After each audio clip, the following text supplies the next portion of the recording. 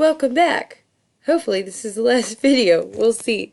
But just to make sure that you're still watching, go ahead and in your journal, I want you to answer the question, do you believe in hypnosis? Does it really work?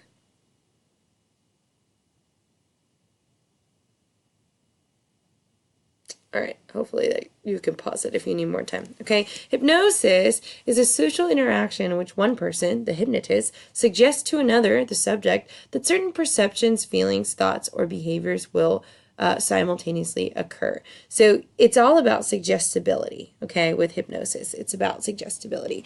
If you're suggestible, then you'll be able to be hypnotized. If you're not suggestible, then you will not. One term you might want to know is post-hypnotic amnesia.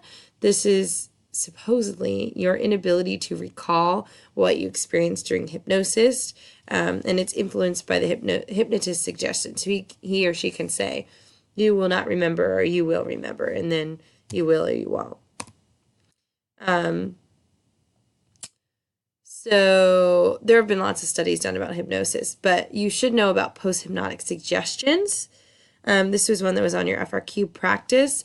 It was a suggestion to be carried out after the subject is no longer hypnotized. So some people think that we can use this to control undesired symptoms and behaviors. For example, I saw in a Groupon a couple years back ago, like weight loss hypnosis, where they like hypnotize people and then they make post-hypnotic, suggestions where they say, you will not crave, you will not eat certain foods after you're done, or even to stop like smoking or stop drinking or whatever a bad desired habit is.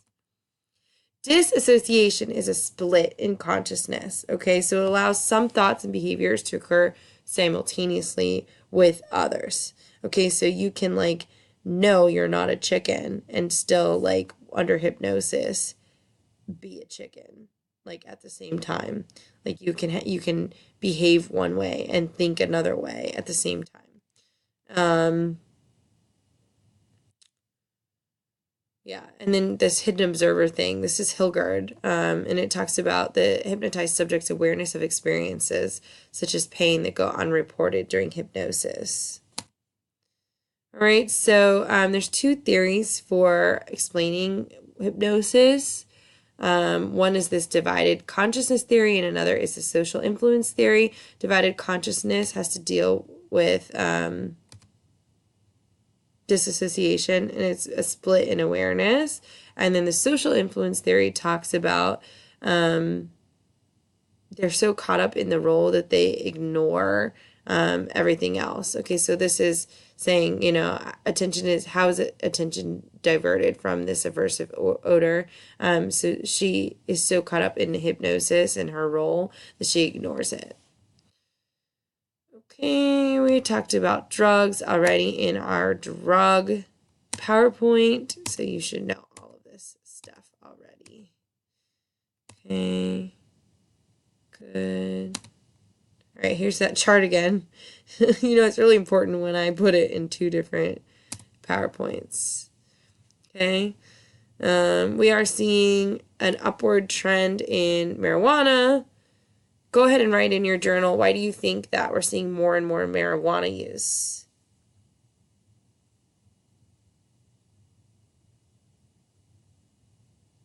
All right, you can pause it if that's not enough time. A lot of people say it's because marijuana is becoming legal, and the legalization of marijuana is influencing the usage rates.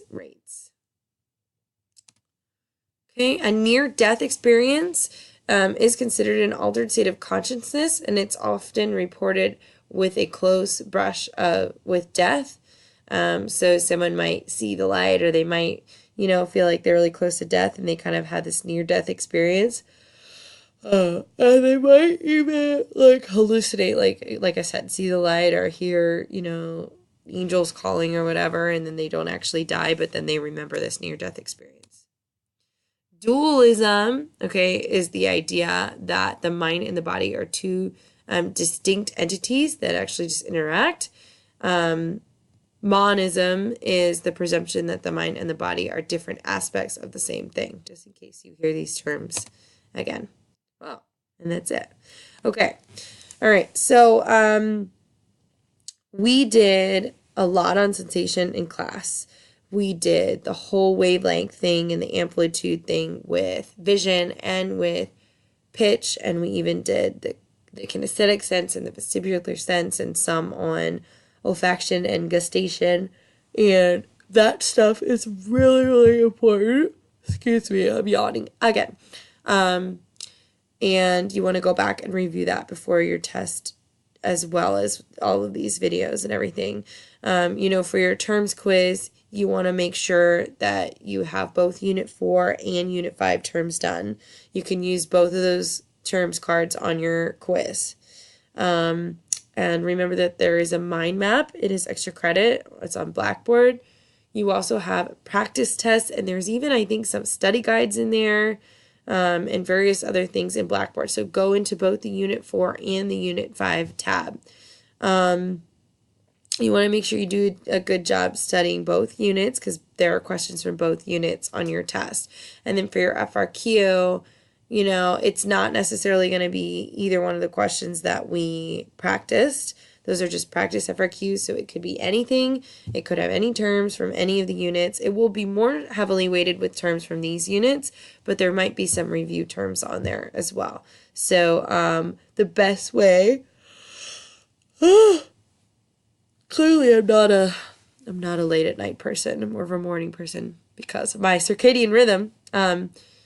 So the best way to study for FRQs, honestly, is just knowing the terms. So going back and just making sure that there's no terms that you are unsure of or that you need to review. And if you need to take your terms cards home, that's totally fine. I don't think you do. I think just looking through the book or your RT&Ws will be enough, because it's not a midterm or a final. It's going to be mostly Unit 4 and 5 terms on your FRQ.